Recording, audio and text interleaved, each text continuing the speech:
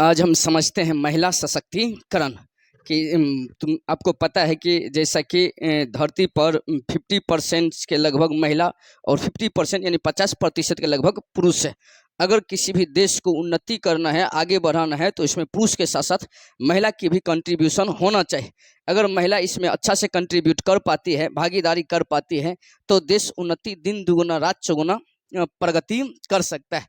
सबसे पहले हमारा यहाँ पर समझना है कौन चीज, महिला सशक्तिकरण। तो सबसे पहले यहाँ पर देखिए कौन चीज समझना है, महिला सशक्तिकरण। महिला सशक्तिकरण क्या होता है, सॉरी पहले महिला को छोड़िए, सशक्तिकरण क्या होता है इसको समझ लिए।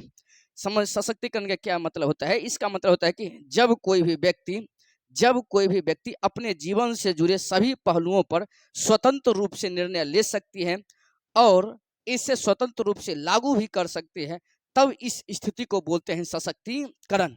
एक मतलब हो गया कि कोई भी व्यक्ति अपने जीवन से जुड़े जितना भी पहलू हैं उन सब पर स्वतंत्र रूप से डिसीजन ले सकता है और उसे लागू कर सकता है, तब इस स्थिति को बोलते हैं सशक्तिकरण। तो एक मतलब कि महिला जो है इस स्थिति तक पहुंचा नहीं है। एक मतलब कि महिला खुद इतना योग्य नहीं है कि वो अपने जीवन से जुड़े हर पहलू पर डिसीजन ले सके और उसको लागू कर सके। एक मतलब कि अभी महिला की स्थिति बहुत कमजोर है। तो सशक्तिकरण मतलब समझिए कि अपने जीवन से जुड़े सभी पहलू, अपने उसे बताइए जीवन से जुड़े जुड़े उसे बताइए सभी, उसके बाद बताइए पहलू। सभी पहलू का मतलब कौन सी है कि काम करना है या नहीं करना है, मतलब कि कौन सा काम करना है, कौन सा पेशा यानी कि अपना व्यवसाय चयन करना है, इंडस्ट्री करना है, नौकरी करना है, जॉब करना है। फिर बताइए शादी किन से करना है और शादी किन से नहीं करना है, कब करना है, कब नहीं करना है। इस सब पर अगर वो स्वतंत्र रूप से डिसीजन ले सकती है और डिसीजन केवल ले नहीं सकती है और इसे स्वतंत्र रूप से लागू भी कर सकते हैं, तब इसी को बोलते हैं सशक्तिकरण। और अगर ये सब काम महिला कर सकते हैं तब इसको बोलते हैं महिला सशक्तिकरण। एक मतलब महिला सशक्तिकरण किसको बोलते हैं, तो वह स्थिति जिसमें महिला इतना योग्य तो हो जाता है जिसमें वह अपने जीवन से जुड़े सभी पहलुओं पर निर्णय ले सकती है और साथ ही साथ उसे लागू कर सकते हैं, तब इसको बोलेंगे कौन सी, महिला सशक्तिकरण। अब यहाँ पर देखिए महिला सशक्तिकरण में एगो कोटेशन है किसका, भीमराव अंबेडकर जी का। तो इसका कहना है कि अगर किसी भी समाज की प्रगति देखना चाहते हैं या फिर सामाजिक स्थिति देखना चाहते हैं तो उस समाज में जाकर के स्त्री की यानी कि महिला की स्थिति को जाकर देखिए। अगर उनकी स्थिति ठीक है तो एक मतलब समाज धीरे धीरे प्रगति कर रहा है। अगर उनकी स्थिति ठीक नहीं है तो एक मतलब कि उस समाज प्रगति नहीं कर रहा है, धीरे धीरे वो पतन की कगार पर पहुंच रहा है। यहाँ देखिएगा ये किसका कथन है बताइए, भीमराव अंबेडकर जी का। आगे यहाँ पर देखिएगा, तो अब महिला को जब सशक्तिकरण करना है यानी कि मजबूत करना है, तो सबसे पहले देखते हैं कि उनके साथ समस्या क्या क्या होता है। सबसे पहले यहाँ पर देखिएगा समस्या घर से शुरू करते हैं। तो पहले हो गया कौन सी, घरेलू समस्या, क्योंकि समस्या सबसे पहले शुरू कहाँ से होता है, घर से। तो घरेलू समस्या समझते हैं। घरेलू समस्या क्या होता है, तो घरेलू, उसके बाद हिंसा या समस्या, हिंसा जो समझिए। तो घरेलू हिंसा क्या है, तो घर के चार दीवार के भीतर यदि किसी भी, फिर से बोलिए तो घर के चार दीवार के भीतर किसी भी स्त्री को या फिर महिला को शारीरिक रूप से, मानसिक रूप से, वित्तीय रूप से, लैंगिक रूप से या किसी भी रूप से क्षति पहुंचाया जाता है, जिसके कारण उनकी सुरक्षा, जीवन और बताइए जल्दी से स्वास्थ्य, इस सब पर संकट उत्पन्न होता है। यानी कि स्वास्थ्य पर, सुरक्षा पर, जीवन पर संकट उत्पन्न होता है, जिसके कारण वो अपमानजनक जीवन जीने के लिए मजबूर हो जाता है, तब इस स्थिति को बोलते हैं कुछ घरेलू हिंसा। एक बार फिर से बोलिए तो, जब घर के चार दीवार के भीतर महिलाओं के साथ शारीरिक स्तर पर, मानसिक स्तर पर, वित्तीय स्थिति पर या लैंगिक स्तर पर बताइए जल्दी से हिंसा किया जाता है या हिंसा की घटना को अंजाम दिया जाता है, तब इसी को बोलते हैं घरेलू हिंसा। एक मतलब कि शारीरिक स्तर पर यानी कि मारपीट हो सकता है, मानसिक स्तर पर मतलब कि गाली गलौज हो सकता है, वित्तीय स्तर पर का मतलब कि अगर बीमार हो गया तो सही से इलाज नहीं करेगा, एक मतलब कि ठीक से इनको रोजगार करने के लिए नहीं देगा, अगर जाएगा तो लैंगिक स्तर पर बताइए यौन उत्पीड़न करेगा, मैरिटल रेप करेगा, डिजिटल रेप करेगा, यही सब घटना है। तो बताइए इस सबको बोलते हैं कुछ घरेलू हिंसा। अब हम समझते हैं घरेलू हिंसा के क्या कारण है। घरेलू हिंसा का कारण समझते हैं। देखिएगा घरेलू हिंसा के कारण, पहला कारण है पति का बेरोजगार होना। अब बताइए पति बेरोजगार होगा तो एक मतलब कि ठीक से इनकम जनरेट नहीं कर होगा, इनकम जनरेट नहीं होगा तो घर में आंतरिक कलह होगा, आंतरिक कलह का मतलब लड़ाई होगा, झगड़ा होगा, क्योंकि घर में इनकम जनरेट नहीं है तो मैडम पैसा मांगेगी अपनी जरूरत को पूरा करने के लिए। और दूसरा बाल बच्चा जो भी होता है उसके नीचे का, तो उसको भी ध्यान रखना होता है, पढ़ाई लिखाई बहुत बात होता है, नहीं तो बच्चा रोते रहता है, दिन भर पैसे खोजता है। पति बेरोजगार रोजगार है तो पैसा कहाँ से देगा, पैसा नहीं देगा तो कुंची होगा, तो झगड़े होगा अंदर में। तो वही पति गुस्सा में आकर के पीट देता है, क्योंकि अब पति काम पर रहेगा तो काम में कोनो टेंशन हो रहा है तो ओकर गर्मी कहाँ निकाल देता है, आकर के पत्नी पर निकाल देता है। घर में बैठा है, दिन भर मन नहीं लग रहा है तो गर्मी कहाँ निकाल देता है, बताइए पत्नी पर निकाल देता है। घर में रहेगा तैयो, काम पर रहेगा तैयो, वही स्थिति है कर। अगला देखिए, गर्भ धारण के अयोग्य होना। एक मतलब गर्भ धारण के अयोग्य होना का मतलब कुछ होता है कि सबसे पहले देखिएगा गर्भ धारण क्या होता है। कोई भी स्त्री या पुरुष यानी कि शादीशुदा कपल्स माने जोड़ा कोशिश करने के बावजूद भी 1 साल के भीतर संतान को जन्म नहीं देता है, जन्म नहीं दे पाता है, तब इस स्थिति को बोलते हैं बांझपन। अब इसका मतलब कुछ हो गया, ये कोशिश करने के बावजूद भी संतान को जन्म नहीं दे पा रहा है, एक मतलब कुछ है गर्भ धारण के अयोग्य है। डॉक्टर से भी दिखाया, वो भी बताया कि थोड़ा सा प्रॉब्लम चल रहा है, तो एक मतलब कि अब तुरंत गुस्सा किस पर निकालना शुरू कर देगा, महिला पर। ओकर घर वाले भी बोलेंगे, पति भी बोलेंगे, सास ससुर सब बोलना शुरू कर देंगे। और उसके बाद समाज तो एक से एक बात बोलवे करता है, बांझीन आ गया है। अगला यहाँ देखिएगा, एक से अधिक बार कन्या को जन्म देना। एक मतलब कि कोई भी कपल्स जो है, एगो लड़की जन्म दी, दूसरा भी लड़की हो गया, तीसरा भी लड़की हो गया, तो इसका मूल रूप से जिम्मेदार किस पर ठहरा दिया है, बताइए महिला पर। जबकि लड़का होने के लिए मूल रूप से जिम्मेदार कौन होता है, पुरुष, क्योंकि पुरुष में ही वायु गुणसूत्र होता है, और लड़का होने के लिए वायु गुणसूत्र पुरुष से आना जरूरी है। अगर पुरुष से वायु गुणसूत्र की जगह एक्स गुणसूत्र हो जाएगा तो लड़की होगा, अगर वायु गुणसूत्र आ गया तो लड़का होगा। अब बताइए यहाँ पर लड़की जन्म दे रही, तो एक में महिला की कौन भूमिका, भूमिका किसका है, पुरुष का। लेकिन पुरुष तो अपन गलती अपना पर लेगा नहीं, तो किस पर थोपेगा, महिला पर। तो महिला पर थोपेगा, पुरुष भी, पुरुष की मम्मी भी, पुरुष की सिस्टर भी, सब कुछ ले आकर के थोप देगा किस पर, महिला पर। अब महिला को गाली देना शुरू कि लड़की हो रहा है, समाज में भी वही बोलता है कि पता नहीं कौन आ गया है, खाली लड़की हो रहा है। यहाँ देखिएगा अगला कुंच है शादी पूर्व, फिर से बोलिए तो शादी पूर्व संबंधों की शंका होना। एक मतलब कुछ है, कोई भी कपल्स जो नया है, अभी शादीशुदा यानी कि शादी करके आया है, 15 दिन 20 दिन 1 महीना रहा है, उसके बाद पता चला है कि पहले से कहीं अफेयर में था, सेट था। अब अगर पता चल गया है महिला को, तो अब महिला मुंह फुलेले है पुरुष से, अगर पुरुष को पता चल गया है तो वो मुंह फुलेले है कुछ से, महिला से। कभी कभी ये मुंह फुला फुली प्रदर्शन हो जाता है तो दे देता है पुरुष महिला को, कभी कभी महिला को गुस्सा आ जाता है तो होकर दाढ़ी नोच लेता है, ऐसा वाला कंडीशन है। एक मतलब कौन है, बताइए शादी से पूर्व अगर प्रेम प्रसंग था, उसकी शंका हो गया है महिला या पुरुष को, दोनों में से किसी को, तो तुरंत आंतरिक कलह होना शुरू हो जाता है। अब तो धीरे धीरे मैटर ठीक हो रहा है, लेकिन ऐसा होता है। अगला देखिएगा, यौन उत्पीड़न का विरोध करना। अब बताइए कोई भी कपल्स है, शादीशुदा है, लेकिन महिला की सहमति के बिना कोई पुरुष उनके साथ जबरदस्ती अगर करना चाहता है, संबंध बनाना चाहता है, एक मतलब कुंची हो गया है, बताइए वो मैरिटल रेप कर रहा है। मैरिटल रेप क्या होता है, जिसमें महिला की सहमति न होते हुए भी पुरुष जानबूझ करके उनके साथ संबंध बनाता है, इस स्थिति को मैरिटल रेप कहते हैं। अगर महिला की सहमति नहीं होती है तो उसको मारा जाता है, पीटा जाता है, तरह तरह का काम किया जाता है, लेकिन संबंध नहीं रुकना चाहिए। तो इसको कौन सी बोलते हैं, यौन उत्पीड़न। अब बताइए यौन उत्पीड़न का अगर वो विरोध कर रहा है तो और उसको मारना शुरू कर लेता है, कौन करता है, बताइए पुरुष। अगला बताइए विवाहेतर संबंधों की शंका। अब विवाहेतर संबंधों की शंका का मतलब कौन हो गया है, कोई भी स्त्री या पुरुष जो भी शादी करके आया है, अब विवाह होने के बाद भी उनको किसी और के साथ अफेयर हो गया है, तब इस स्थिति में अगर पुरुष को पता चला कि मेरी मैडम अफेयर में है और मैडम को पता चला कि पुरुष अफेयर में है, तो इस स्थिति में दोनों में आंतरिक कलह होना शुरू हो जाता है। जबकि ये बहुत स्थिति डेंजर है, इस स्थिति में पुरुष चैन से नहीं जी पाता है, ना ही महिला चैन से जी पाता है। अगर थोड़ा सा भी इधर उधर घर से बाहर होता है तो दिमाग खटकने लगता है कि कैसे कैसे हो रहा है। सुप्रीम कोर्ट हालांकि विवाह के बाद जो अफेयर होता है उसको जायज ठहराया, उस पर केस नहीं बनेगा। एक मतलब कौन होगा, कोई भी स्त्री या पुरुष शादी होने के बाद किसी अन्य से अफेयर में है तो केस उस पर केस नहीं बनेगा। चाहे तो ये दोनों महिला और पुरुष आपस में तलाक ले ले, तो ये आपस में दोनों तलाक ले ले, कोनो दिक्कत नहीं है, लेकिन केस नहीं बनेगा। पहले होता था कि पुरुष पर केस बनता था, महिला पर न। अगला देखिएगा, विवाहेतर संबंध समझा दिए। विवाहेतर संबंध की शंका होना का मतलब कि विवाह के बाद होने वाला अफेयर, विवाह के होने वाला भी अफेयर आजकल यहाँ देख लीजिए। अगला कौन चाहिए बताइए, स्वभाव।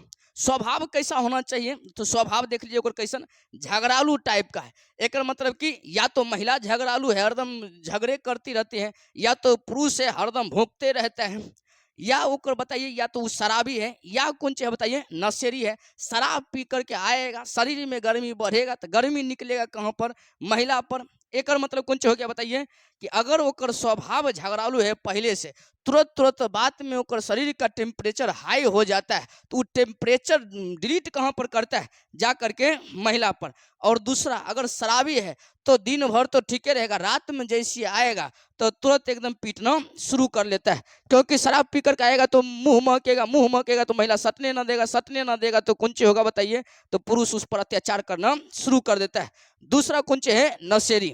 और बताइए, झगड़ालू है, शराबी है, नशेरी है। शराबी है तो एक मतलब हो गया कि वो पी करके आता है तो पैसा भी खर्च कर देता है, घर में खाने के लिए राशन न है तो दारू पी करके नवाबी झाड़ रहा है। यहाँ देखिए, तो मैडम क्यों ना गोसाई, तो गोसाएगा तो फिर से झगड़ा होगा।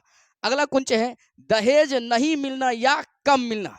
अब बताइए, अगर किसी भी नए कपल्स की शादी हुई है या फिर शादी का 5 साल हो भी गया है, तब पर भी उस टाइम भी पुरुष तुरंत उस पर आरोप लगा देता है, तोहर बाप दहेज ना दिया था भी तो इतना बोला था, इतने दिया था, एक मतलब कम दिया था, जा करके जल्दी से मांगेगा तब तो ठीक से रहेगा, नहीं तो तोरा पर अत्याचार होना शुरू क्यों हो जाता है, कर देता है तुरंत, पहले 4 झापड़ दे देता है, तब बोलता है कि जाओ दहेज जो बोला था तोहर बाप ओकरा से मांग करके लाओ, ऐसा कम करना शुरू कर देता है। अगला देखिए, स्त्री को आत्मनिर्भर बनने से रोकना।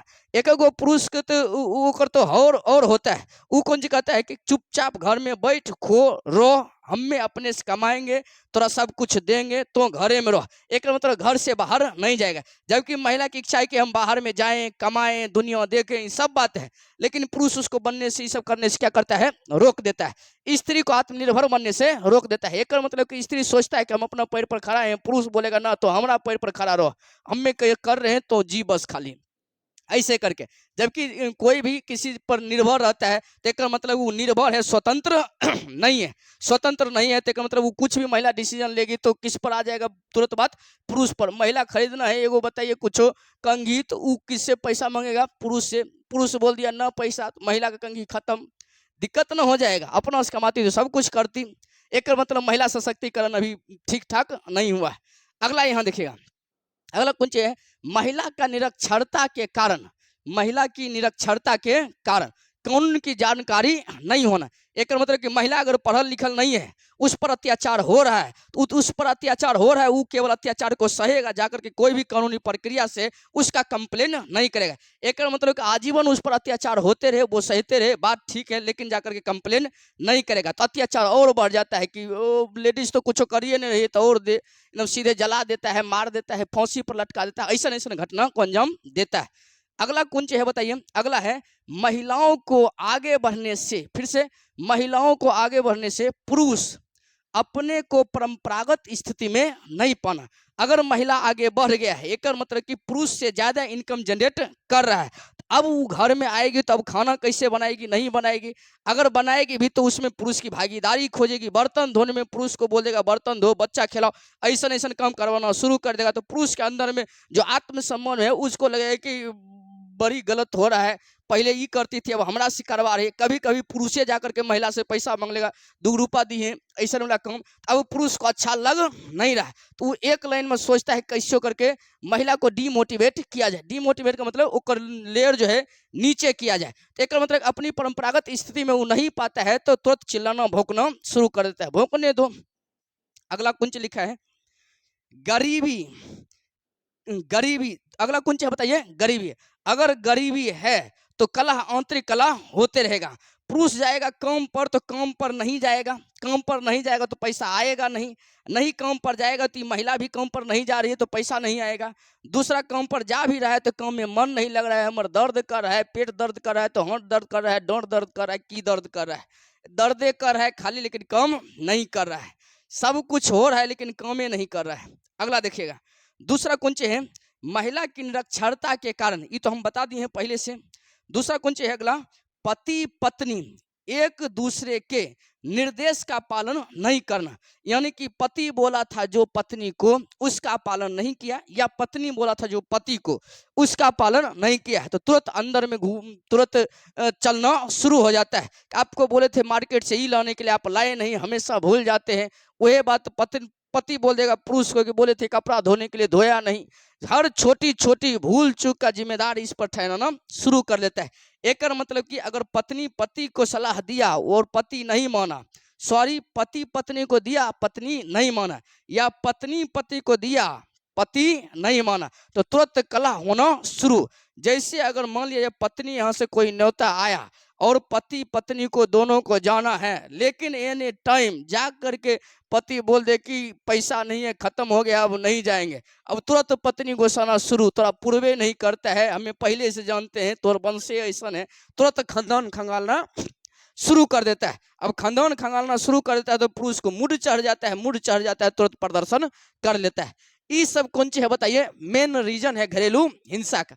घरेलू हिंसा का मेन रीजन है इसमें पुरुष की ज्यादा वर्चस्व है, महिला का वर्चस्व बहुत कम है, नहीं के बराबर, जिसके कारण पुरुष जो होता है महिला को अपने अधीन बना करके रख लेता है। ऐसा नहीं है, अगर महिला को सशक्त किया जाए, ये अपना डिसीजन खुद से ले, तो ये है। तो घरेलू हिंसा के प्रकार समझते हैं। यहाँ पर देखिएगा घरेलू हिंसा के प्रकार। सबसे पहले तो अभी हम समझें कि घरेलू हिंसा के कारण कैसे क्या होते हैं। तो वही पति पत्नी एक दूसरे के निर्देश का पालन नहीं करना, पति द्वारा उनके माई बाप के बारे में कुछ बोलना, या पत्नी द्वारा उनके मम्मी पापा के बारे में कुछ बोलना, यही सब को रीजन है। दहेज कम लाना, शायद पति का शराबी होना, अफेयर्स होना, यही सब उसका रीजन है। अब यहाँ पर देखते हैं अपना घरेलू हिंसा के प्रकार। तो देखिए घरेलू हिंसा के लगभग 4 प्रकार है। घरेलू हिंसा के कितने प्रकार हैं? 4 प्रकार। तो पहला यहाँ पर देखिएगा कौन सी लिखा है, शारीरिक उत्पीड़न। फिर से बताइए तो शारीरिक उत्पीड़न, यानी कि घरेलू हिंसा जो किया जाता है, तो हिंसा कैसे किया जाता है? 4 टाइप से किया जाता है। तो देखिएगा घरेलू हिंसा 4 टाइप से कैसे किया जाता है। पहला कौन सा बताइए, शारीरिक उत्पीड़न। दूसरा कौन सा बताइए, भावनात्मक उत्पीड़न।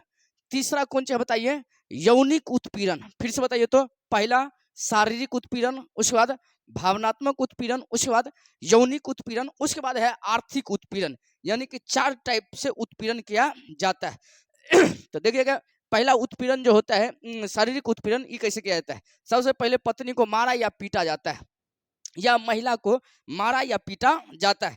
एक तो महिला को मारेगा, या तो पति मारना शुरू करता है, देवर मारना शुरू कर देता है, कभी कभी तो भैंसुर ससुर ये सब भी कभी कभी मारना शुरू कर देता है। ये तो होवे करता है। घरेलू हिंसा में कभी कभी भाई मारना शुरू कर देता है, तो होवे करता है। यहाँ दिखेगा तो वह करता है घरेलू हिंसा के प्रकार।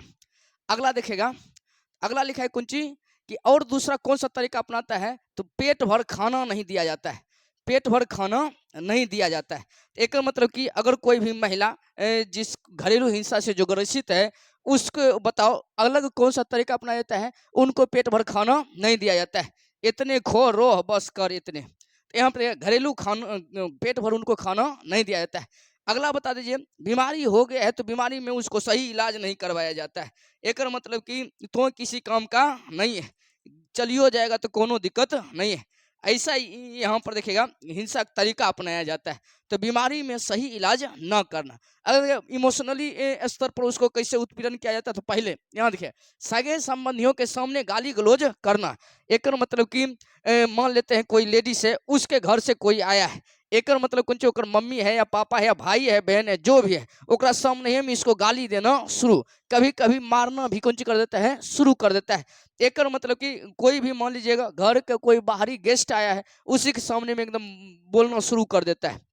एक मतलब कुछ चीजें सगे संबंधी के सामने में गाली गलौज करना शुरू कर देता है, अपमान करना शुरू कर देता है, ओकर मम्मी पापा को अपमान करना शुरू कर देता है, तो ये तो तेरे तरह का बात बोलना शुरू कर लेता है। अगला देखिएगा, भूल चूक का जिम्मेदार ठहराना। अब थोड़ी सी भी गलती होती है तो भूल चूक का जिम्मेदार किस पर ठहरा देता है बताइए? महिला पर ही ठहरा देता है कि तो ठीक से काम नहीं करता है, तो ठीक से काम करती तो ऐसे ना होता वैसे होता।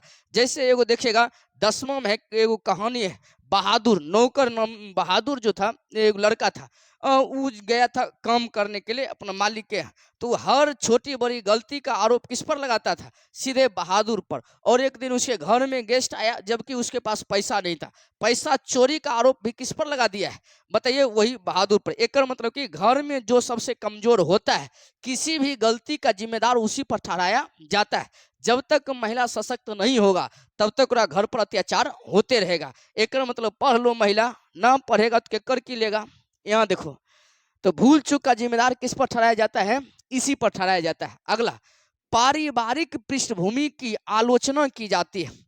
बताइए तो पारिवारिक पृष्ठभूमि की कौन सी किया जाता है? आलोचना। वही कि तुम्हारा खानदान ऐसा है, तोहर पीढ़ी ऐसा है, तोहर वंश वैसा है, तेरे को बात सुनाना शुरू कर लेता है। एक मतलब कि कोनो बात हो सीधे पहुंचा खानदाने पर, खानदाने को लूट ले। अगला देखिएगा, महिला को कैसे हैरेसमेंट किया जाता है? कम बुद्धि का बताना। एक मतलब कि तोहर दिमाग का तार छोड़ दिया है, तोहर दिमाग इतनी छोटा है, मतलब कि कोनो कर्मे का ना है, ना इधरे का, ना धोबी कुत्ता, ना घरे का, ना घाट का, तो वही कैटेगरी का है, किन्ने से किन्ने मिल गई है, इतना कम बुद्धि का। यहाँ देखिएगा, कम बुद्धि का बताना। दूसरा कौन सी है? हमेशा उसको तलाक की धमकी देना। हमेशा उनको कौन सी देना? तलाक की धमकी। छोड़िए देवो, जय भी तोहर बाप रखतो, तोहर माई रखतो, ऐसे करके तलाक की धमकी देना।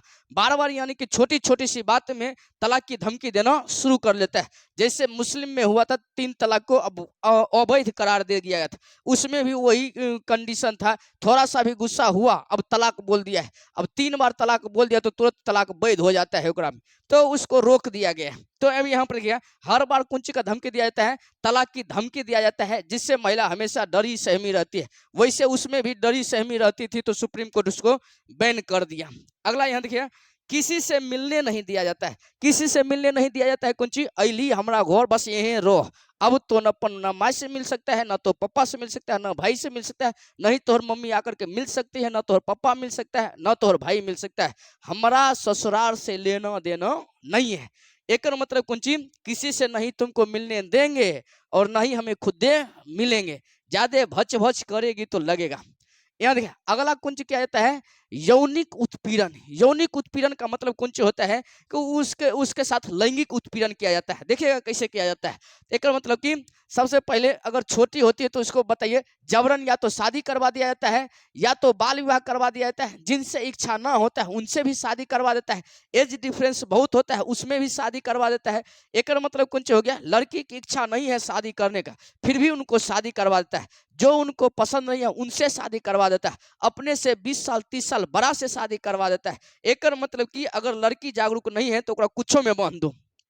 यहाँ देखिएगा, तो यौनिक उत्पीड़न किया जाता है। दूसरा देखिएगा, अगर शादी हो गया है, देखिएगा बलात्कार या बलात्कार का प्रयास करना। अगर महिला है तो उसके साथ कौन सी का प्रयास किया जाएगा? बलात्कार या बलात्कार का प्रयास किया जाएगा। बलात्कार कौन करेगा? तो घरेलू हिंसा है तो घर में बलात्कार कौन कर सकता है या बलात्कार का प्रयास कौन कर सकता है?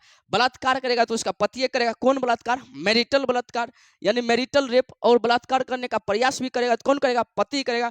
और भी कर सकता है तो देखिएगा कभी कभी ससुर कर देता है, भैंसुर कर देता है, देवर तो करिए देता है। यहाँ देखिएगा, तो बलात्कार या बलात्कार का प्रयास करना या अन्य सदस्य के द्वारा। अन्य सदस्य के द्वारा मतलब कि वही पति के अलावा। अगला देखिएगा, दर्दनाक यौन क्रिया के लिए मजबूर करना।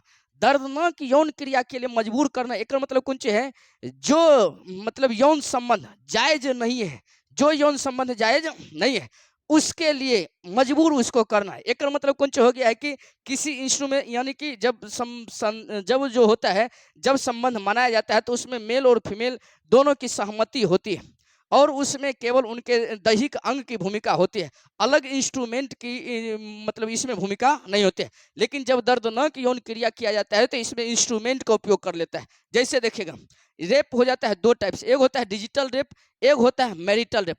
मैरिटल रेप आपको बता दें, इसमें क्या होता है कि स्त्री की इच्छा ना होते हुए भी पुरुष उनसे जबरदस्ती रेप करता है। एक मतलब कि उनके साथ संबंध बनाता है। इस स्थिति को बोलते हैं मैरिटल रेप। जबकि डिजिटल रेप में क्या होता है, पुरुष अपने पेनिस के अलावा किसी अन्य अंग जैसे उंगली, अंगूठा, कोई भी अन्य इंस्ट्रूमेंट, उपकरण इत्यादि को डालते हैं, तब इस स्थिति को बोलते हैं कुछ डिजिटल रेप। तो बताइए, दर्दनाक यौन क्रिया के लिए मजबूर किया जाता है। अगला देखिए, अधिक संतान को जन्म देना। अगर महिला सोच रही है कि हम 2 संतान ही दे पाने में सक्षम है, हम 2 ही संतान देना चाहते हैं, तो पुरुष उस पर फोर्स कर लेता है, 2 नहीं, हम मम्मी बोला है 3, पापा बोला है 4, होने दो अभी 5, 7, 6, 9। जैसे कि मुस्लिम कम्युनिटी में अमूमतः 4 से 5, 6, 7, 8 ऐसे पहुंच जाता है। तो अधिक संतान को जन्म देना, एक मतलब कि जन्म नहीं देना चाहता है, तब पर भी महिला पर अत्याचार किया जाता है और उनको जबरदस्ती संतान को जन्म दिलवाया जाता है। ये सब है कौन से, बताइए जल्दी से, घरेलू हिंसा के प्रकार। दूसरा है, अगला कौन है, चौथा, आर्थिक उत्पीड़न। आर्थिक उत्पीड़न के अंतर्गत क्या किया जाता है, महिला को काम करने से रोका जाता है। महिला को काम करने से रोका जाता है कि मतलब कुछ हो गया, घर से बाहर वो किसी भी प्रकार से काम करता है, रोजगार उसको मिला है, वो रोजगार ढूंढ करके काम कर रहा है, तो उसको एकदम मना कर दिया जाता है कि सीधे तो काम नहीं करेगा, घर में चुपचाप बैठ कमा करके हमें दे रहे हैं, खो बस पड़ल रहो, ऐसे करके होता है। एक मतलब कि पुरुष पर ही निर्भर हो खाने पीने के लिए, अपने से इनकम जनरेट ना करो, एक मतलब कम करने से उनको रोका जाता है। अगला लिखा है, घरेलू सामान के उपयोग करने से वंचित करना। एक मतलब कि अगर घर में मतभेद है तो महिला को एक लाइन बताया जाए तो टीवी ना यूज कर सकती है, फ्रिज ना यूज कर सकती है, अपन बस खो चुपचाप उधर कोना में पड़ल रहो, इधर ना आ सकती है। एक मतलब कौन हो गया, घरेलू सामान के उपयोग से वंचित करेगा। टीवी ना यूज कर सकती है, कुछ ना यूज कर सकते है, तो तोरा कुछ ला कर भी नहीं देंगे। आगे यहाँ पर देखेगा, ऐसा कंडीशन है। दूसरा कौन है, किसी भी तरह से महिला को उसके धन या संपत्ति से हटाना, छीनना या दूर करने का प्रयास करना जिस पर उसका कानूनी अधिकार है। एक बार फिर से, किसी भी तरह से महिला को उसके धन या संपत्ति से हटाना, छीनना या दूर करने का प्रयास करना जिस पर उसका कानूनी अधिकार है। एक मतलब कौन हो गया है कि जिस पर महिला का कानूनी हक है उसी संपत्ति से उसको दूर कर देना या हटा देना या छीनने का प्रयास करना, इस जिस पर उसका कानूनी अधिकार है। जैसे हम जैसे कि कहीं पर सुने थे कि बड़ा भाई था, छोटा भाई था, बड़े भाई का शादी हुआ था, बड़ा भाई डेट कर गया, तो छोटा भाई उसके पत्नी यानी भाभी को घर से निकालने का प्रयास किया ताकि उनकी संपत्ति पर उनका हक हो सके, उनकी भाभी का हक ना हो सके। एक मतलब कौन हो गया, बताइए, जिस पर उसका कानूनी हक है उस पर भी उसको अधिकार नहीं दिया जाता है। तमाम तरीका है जिससे महिलाओं के हरासमेंट किया जाता है, उस पर वायलेंस किया जाता है, हिंसक तरीका अपनाया जाता है। आगे हम इसको पढ़ेंगे कि इनको कैसे निदान कर सकते हैं। निदान करने का मतलब कि इन समस्याओं को कैसे दूर कर सकते हैं।